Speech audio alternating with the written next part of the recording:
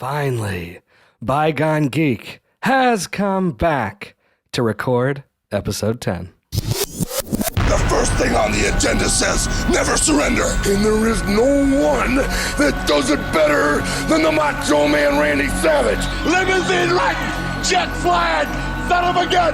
If you smell what The Rock is cooking. Eric, this is a milestone episode for us. It's our 10th episode. We wanted to do something big. And what's bigger than WrestleMania? Who will survive? How did you get started with wrestling or sports entertainment? We'll call it wrestling. Okay. It's like when I was a kid, man, the 80s and 90s were just like wrestling was huge. Maybe when I was 4, 5, 6, I just remember, I feel like probably getting my first wrestling toy and being like, oh my God, this guy is superhuman looking. And then realizing that that person is real. Like getting like an Ultimate Warrior figure and then seeing the Ultimate Warrior and you're just like, I didn't know people could look like this. You can feel it, dude. You can feel it. Like they're Right. just so superhuman. So yeah, like I just feel like my whole childhood, especially in the late 80s and early 90s, centered a lot around wrestling. Yeah, how about you? Like what was kind of your first introduction to it? Yeah, I do think that kind of makes sense in what we've talked about before, like American Gladiators. Yeah. And like these just huge, freakish athletes, right? Yeah. And if you saw them in like, Walmart or something like that, that's not normal. No, not at all. My grandparents had a TV in their back bedroom, and the bedroom had a window to the driveway.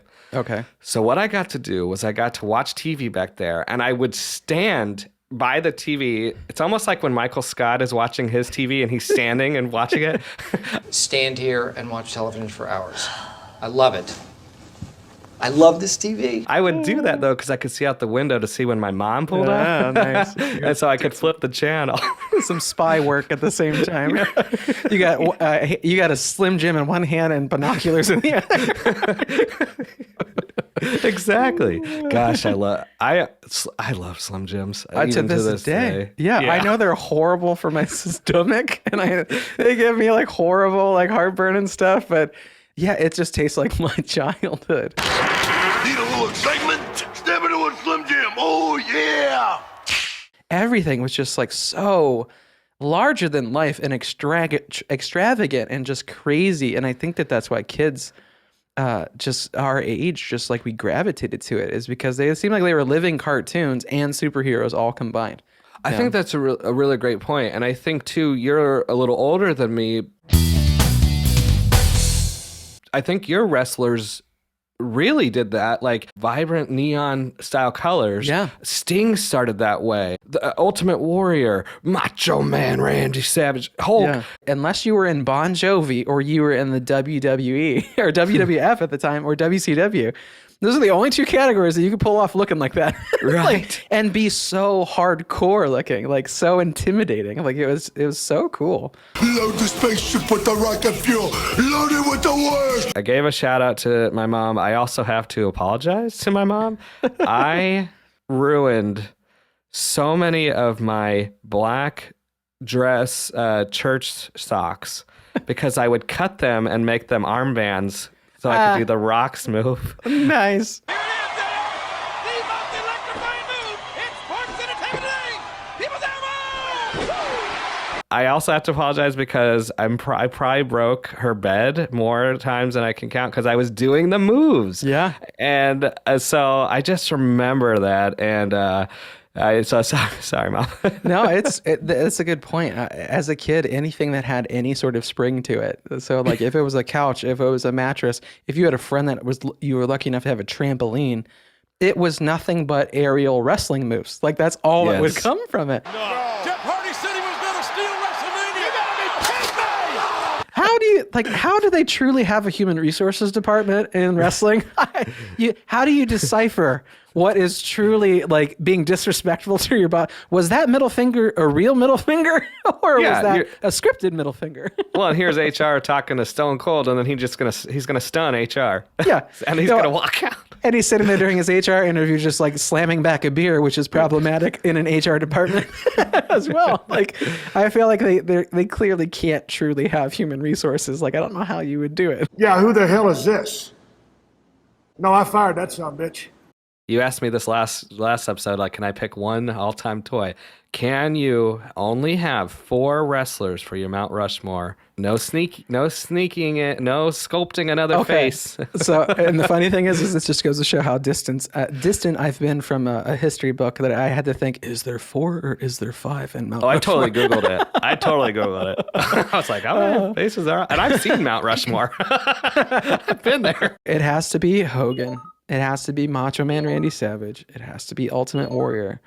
But the hard one for me is the 4th one.